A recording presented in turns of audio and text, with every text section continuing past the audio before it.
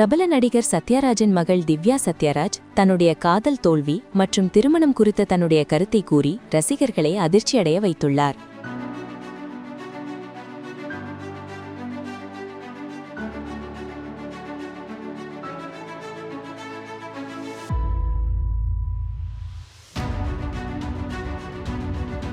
தமிழ் சினிமாவில் வில்லனாக அறிமுகமாகி பின்னர் ஹீரோவாக மாறியவர்தான் சத்யராஜ். ஜமீன் குடும்பத்தை சேர்ந்தவர் என்றாலும் நடிப்புக்காக சொந்த ஊரான கோயம்புத்தூரை விட்டு வெளியேறி சென்னைக்கு வந்து பல கஷ்டங்களையும் சவால்களையும் தாண்டிதான் சினிமாவில் தனக்கென தனி இடத்தை பிடித்தார். பெரியாரின் கொள்கையால் ஈர்க்கப்பட்டவர் தற்போது வரை அவரது கொள்கைகளை பின்பற்றி வருகிறார்.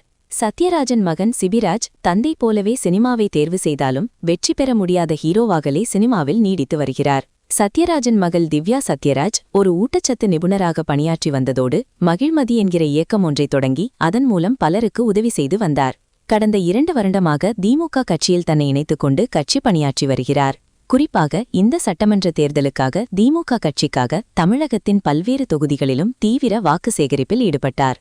தன்னை முழு அரசியலில் அர்ப்பணித்துக் கொண்டதோடு மட்டுமில்லாமல் விஜய் பற்றியும் தவக கட்சி குறித்தும் தொடர்ந்து விமர்சித்து வந்ததையும் பார்க்க முடிந்தது. இந்த நிலையில்தான் திவ்யா சத்யராஜ் சமீபத்திய பேட்டி ஒன்றில் தனது தனிப்பட்ட வாழ்க்கை குறித்து சில முக்கியமான விஷயங்களை வெளிப்படையாக பேசியுள்ளார். குறிப்பாக திருமணம் பற்றி அவர் கூறிய கருத்து பலரையும் அதிர்ச்சியடைய செய்துள்ளது. திருமணம் குறித்த தன்னுடைய கருத்தை கூறும்போது, திருமணம் என்பது எல்லோருக்கும் அவசியம் என்று நான் நினைக்கவில்லை. திருமணத்தில் நடைபெறும் வழக்கமான சடங்குகளாக தாலி கட்டுவது, மோதிரம் மாற்றுவது போன்றவற்றில் எனக்கு எந்த நம்பிக்கையும் இல்லை. ஆண் பெண் இருபாலருக்கும் ஒருவரை ஒருவர் பிடித்திருந்தால் அவர்கள் இணைந்து வாழலாம். அதற்காக கட்டாயமாக திருமணம் செய்ய வேண்டும் என தேவையில்லை. மேலும் ஒரே வீட்டில்தான் அவர்கள் வாழ வேண்டும் என்ற கட்டுப்பாடும் இருக்க வேண்டியதில்லை.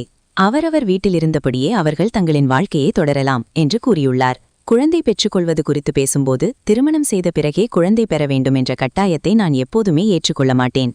திருமணம் செய்து கொள்ளாமல் குழந்தை பெற்றுக்கொள்வதில் எனக்கு முழு ஒப்புதல் உள்ளது என கூறியுள்ளார். அதேபோல் எனக்கு ஜாதகம் இல்லை என்பதையே நான் பெருமையாக பார்க்கிறேன் என்றும் தெரிவித்துள்ளார். இதைத் தொடர்ந்து தனது காதல் அனுபவத்தை பகிர்ந்துள்ள திவ்யா சத்யராஜ், நானும் காதலித்திருக்கிறேன். அந்த காதல் தோல்வியில் முடிந்தது. அதை ஒருபோதும் என் பெற்றோர் முன்பு நான் வெளிக்காட்டியதில்லை. தனிமையில் பல நேரம் அழுதுள்ளேன். நானே அந்த தோல்வியை சமாளித்து மீண்டும் வந்தேன் என கூறியுள்ளார். தன்னுடைய வாழ்க்கை முடிவுகளுக்கு ஒருபோதும் என் தந்தை தடைகள் போட்டது கிடையாது. சுதந்திரமான முடிவுகளை எடுக்க அனுமதி கொடுத்துள்ளார். அவருக்கு என்னுடைய மகிழ்ச்சிதான் முக்கியம். நான் திருமணம் செய்தாலும் சரி, செய்யாவிட்டாலும் சரி, அது என் தேர்வு என்று அவர் விரும்புகிறார் என வெளிப்படையாக திவ்யா பேசியுள்ளார்.